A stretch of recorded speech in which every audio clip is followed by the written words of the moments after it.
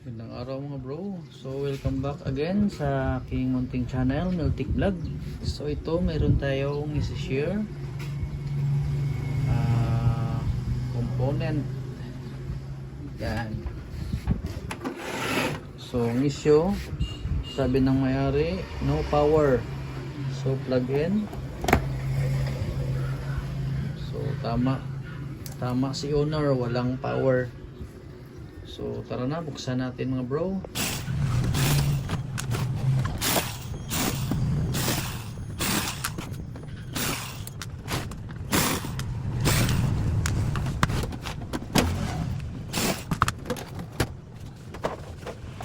So next, sa mga newbie dyan, so mahirap ito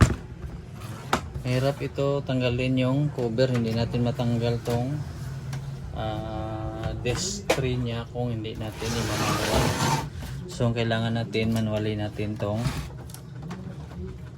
gear sa ilalim ito, itong close open na gear. Kita mo yan sa ilalim yan. Yan o. So ito yung ano natin mamanual. Yan. Kung makikita nyo, yan, kusa yung lalabas para matanggal natin yung kanyang front panel. Ito. Nakalak lang naman. Pwede lang natin tanggalin yan tapos balik. So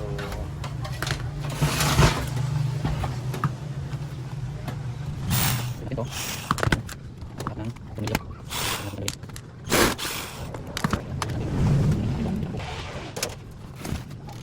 Connection sa desk ito. So ang gagawin natin dito sa ilalim yung power supply nito. So electronics na ito, hindi na ito transformer type, home theater type na ito na component. So kalasin na natin tong sa gilid para makikita natin yung pinaka power supply.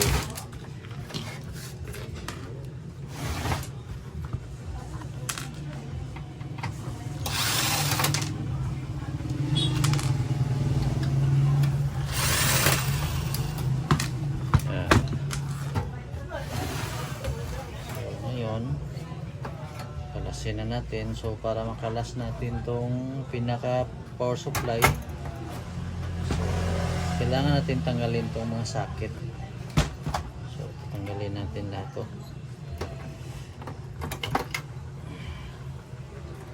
Socket type lang naman to, easy lang tanggalin.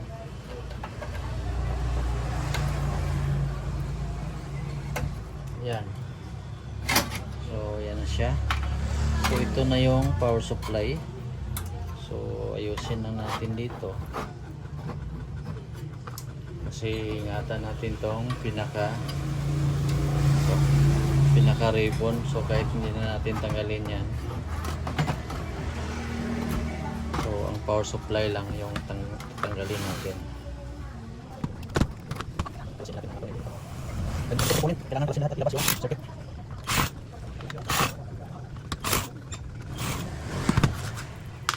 So ito na. So ito na siya. Ito troubleshoot natin. Power supply. So itabi lang natin. To. So dito na tayo mag-focus.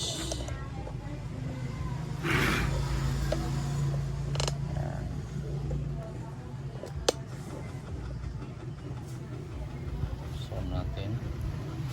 So yan, pwede na nating umpisahan.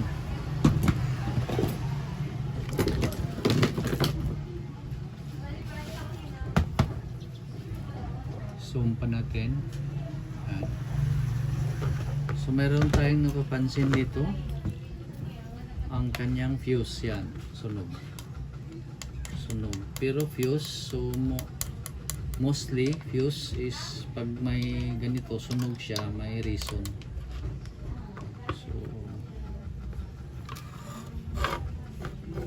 So yan, may nakita rin tayo dito sa kanyang rectifier yan, no? So nag-spark. So malamang itong sanhi na pumutok yung fuse. Check natin yung rectifier. Gamit tayo ng analog tester. Yan. Check natin yung rectifier. So yung EC dito sa gitna yan. So pansin natin okay siya. Forward at saka reverse okay, pero nagkaroon na yung spark mga bro, yan oh. So hindi na pwedeng hindi palitan. Yan. So tanggalin natin to mga bro para mapalitan natin. Palitan na yan kasi nag-spark na eh. Although hindi siya short, pero pag magkaroon ng pasukan ng supply or voltage yan, sigurado puputok na naman yan uli. So dapat palitan na yan.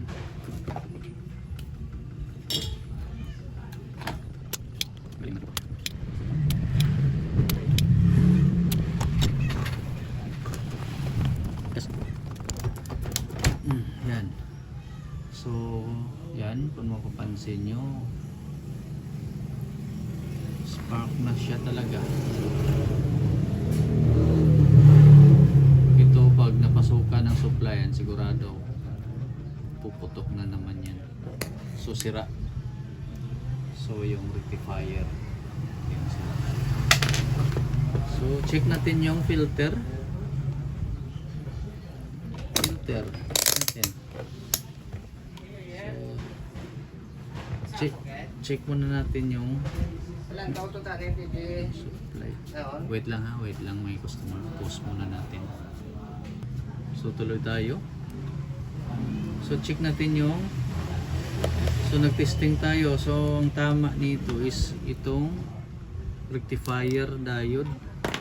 So pero pag i-check natin yung, kailangan natin i-check ang kanyang main filter. So meron pa siyang konting voltage. Yan. So discharge lang natin yan. Ganyan, pwede maliit lang naman, nasa 12 volts. So discharge natin, ganun. You know. Yan na para makita.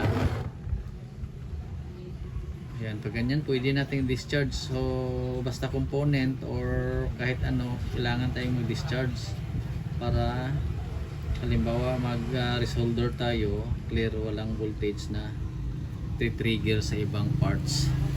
So yun ang basic talaga para safe yung ating ginagawa. So meaning mayroon pang pumasok dito na supply, so ibig sabihin mayroon pang pumapasok sa chopper, so ibig sabihin yung sana yung secondary walang natamaan dyan. So dito lang sa primary at binalik niya agad sa fuse. So ang gagawin natin, hanap tayo ng pamalit. Wait lang.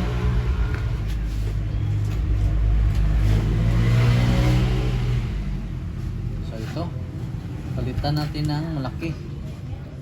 Ito yung sira. So palit natin itong malaki.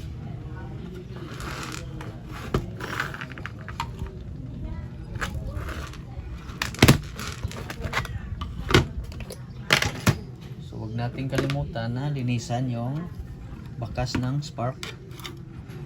Kailangan natin linisan.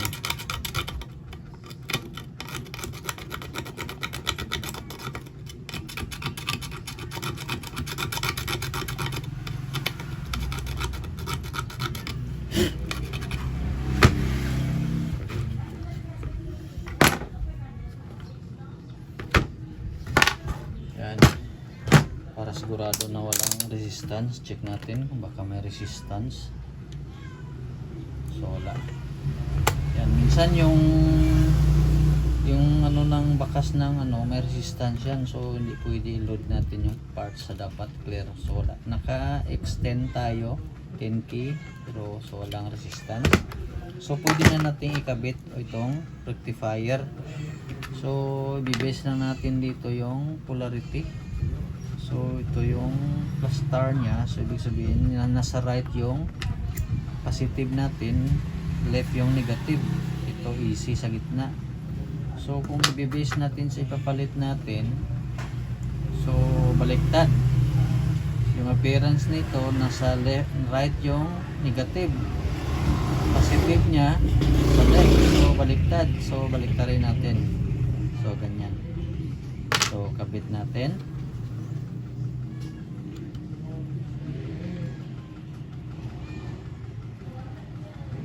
Yan.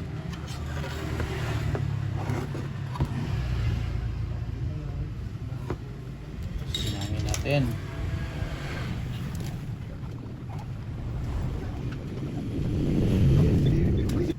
Yan na, kapit na natin.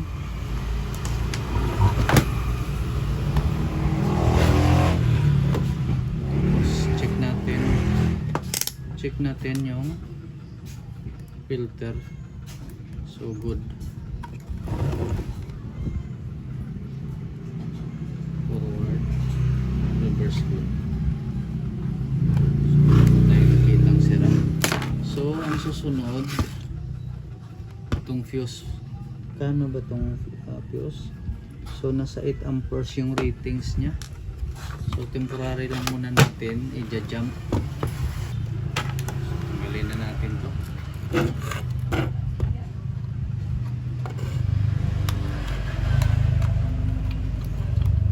So kung bago pa lang kayo sa aking channel, huwag kalimutan mag-subscribe. Favor na lang, support sa aking channel. Maliit pa lang ang ating bahay. Meltic Vlog. Sa mga nag-subscribe, maraming salamat.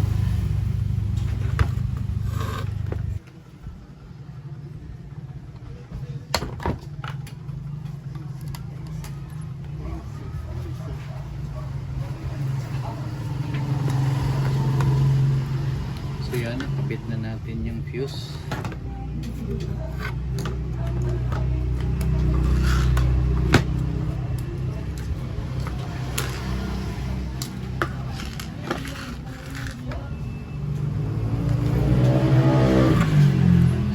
Pwede na natin itong i-load.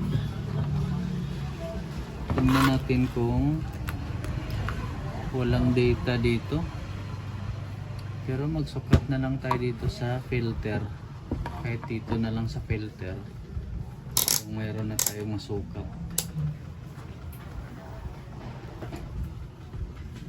Bago natin i-salpak doon.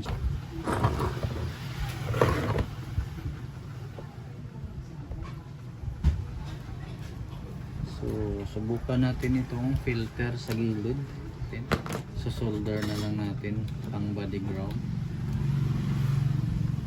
dito.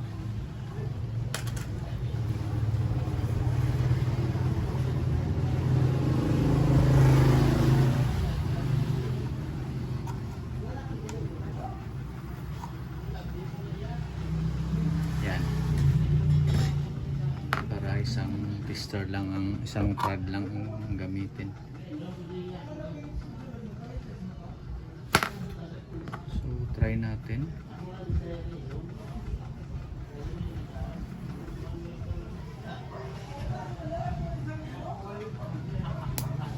So yan, napansin nyo meron na lumabas na voltage. Yan, 9 volts. So running na siya. So mayroon na rin. So mayroon na. So kabit natin.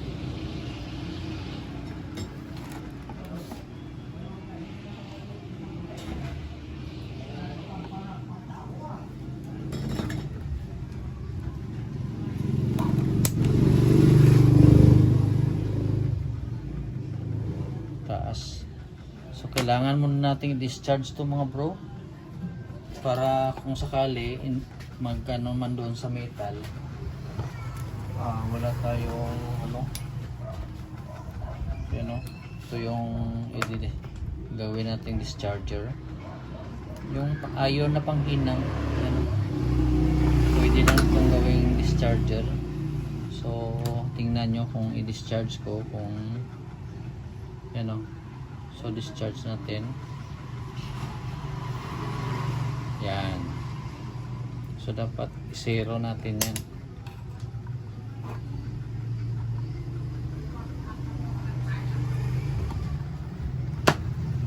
So mayroon pa konti. natin yan mga bro. Yan. So kahit magkano man doon sa katawan ng component dito sa kanyang ano, so hindi siya tamaan yung power supply.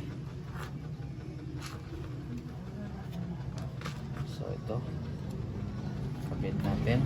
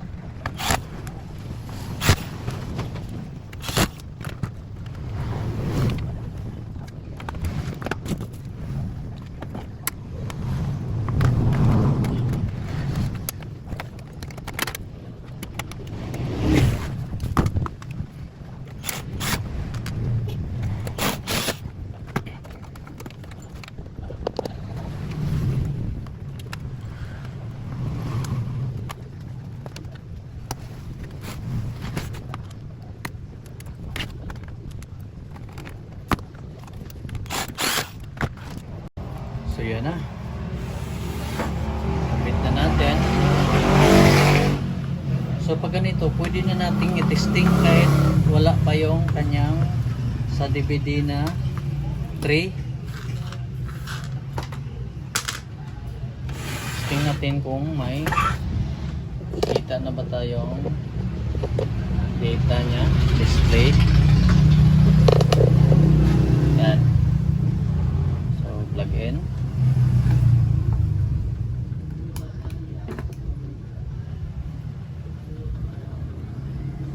Yan, mapapansin natin umilaw na oh. Yan oh na. So ibig sabihin ready na siya. So try natin i-on. So yan na.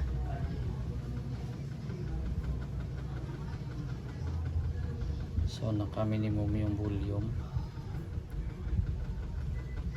So solved na yung power supply. So try natin to kabitan ng speaker.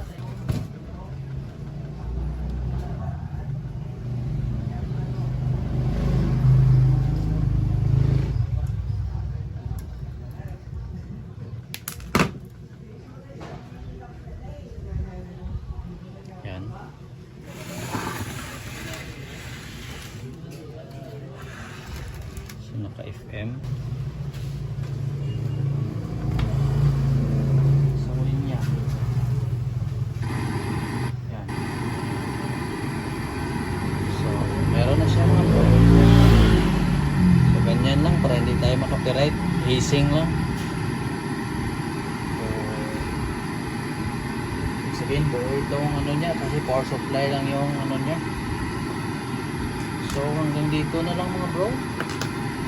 Sana mayroon tayong konting learning sa ganitong problema. So maraming salamat sa panonood at maraming salamat sa mga nag-subscribe at sana mag-subscribe yung mga bagong viewers dyan. Thank you very much. God bless.